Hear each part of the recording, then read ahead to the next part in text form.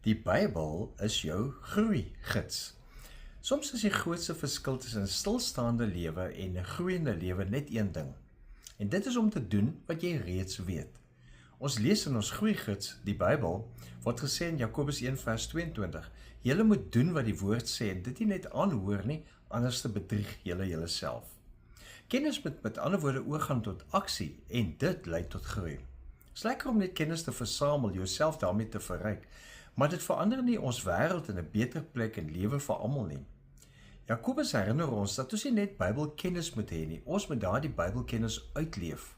Ek dink sommer aan oorloë. Daar's ook kennis, maar dis vernietigende kennis.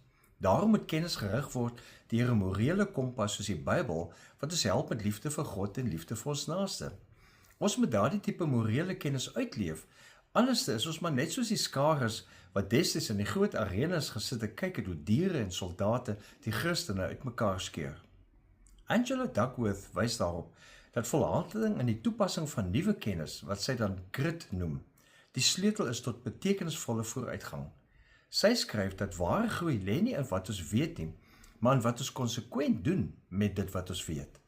Dink aan die vrou wat byvoorbeeld in Johannesburg 'n kursus in digitale bemarking voltooi het en dit dadelik op haar klein onderneming toegepas het. Sy het nie net haar inkomste verhoog nie, sy het haar selfvertroue en kapasiteit vir groei ontsluit. Nou dit is Jakobus 1 vers 22 byvoorbeeld in aksie.